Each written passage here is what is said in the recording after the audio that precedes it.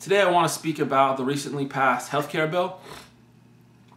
It all started on Christmas Eve when the Senate passed a bill 60-39, with 60 Democrats voting for, 39 Republicans voting against, and Kentucky Republican Senator Jim Bunning not voting.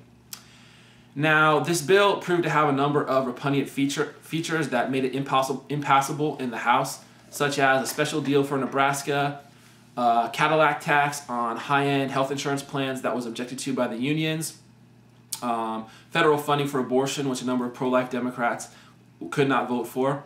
And so ordinarily what the Senate would have done is written up a new and improved bill, passed it, and then sent it on to the House. But in the intervening period, their plans were foiled by Scott Brown's win in the special election on January 19th to fill Teddy Kennedy's Senate seat. What this did was change the balance of power in the Senate, where the Democrats now had to get some Republican support in order to pass the bill, because there are now 59 Democrats and 41 Republicans in the Senate. So Pelosi, Obama, and the Democratic leadership decided to go another route. They decided to try to pass the Senate bill in the House, along with a bill amending a number of the repugnant features. They then thought that this amendment bill could be pushed back to the Senate under reconciliation, in which it would only have to get a strict majority, 51 votes, instead of the normal 60 votes for an ordinary bill. On Sunday night, they passed the bill 219 to 212. There was a last-minute deal with Michigan Democrat Bert Stupak and a number of his cohorts, in which President Obama promised to issue an executive order banning the use of federal funds for abortions. Now, there's a lot of controversy about whether the amendment bill is fit to be passed under reconciliation in the Senate. The Democrats just avoided the issue by refusing to meet with Senate Republicans and the Senate parliamentarian prior to the vote on Sunday evening. So the politics is kind of ugly, but the bill is passed. That's politics. Moving on to the substance of the bill, basically what we have here is a broad extension of Medicaid, which is a free federal, state health insurance program for the poor. Another 16 million are going to be put on that plan starting in 2014. And there's also going to be subsidies to another 19 million low to middle income earning Americans, which they can use to buy health insurance on state-run marketplaces.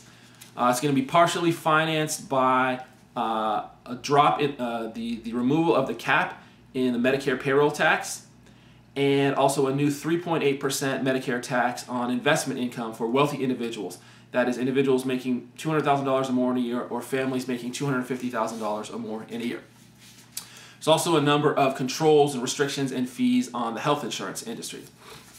Now, Democrats managed to argue that this is actually a fiscally conservative bill, because it's actually going to reduce deficits by $138 billion over the next 10 years, according to the CBO.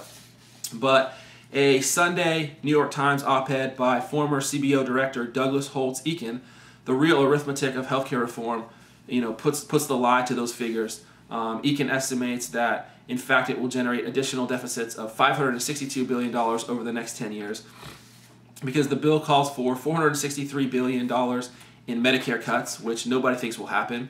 It's relying on an increase in $53 billion in Social Security payroll taxes due to the fact that employers can now pay employees higher wages because they're not going to be having to pay for as much for their health insurance.